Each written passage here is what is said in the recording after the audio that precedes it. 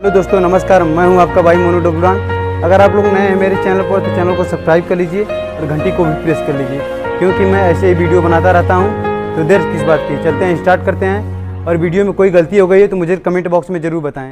तो धन्यवाद and love you.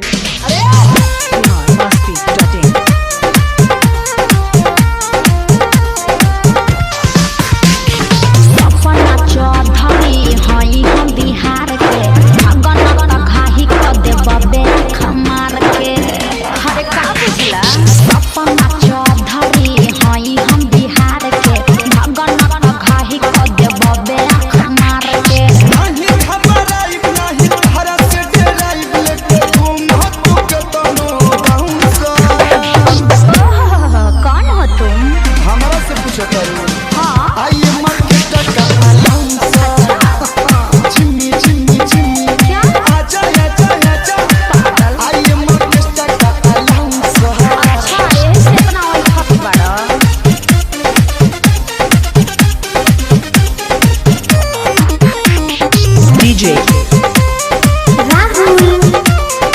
Ismail Chak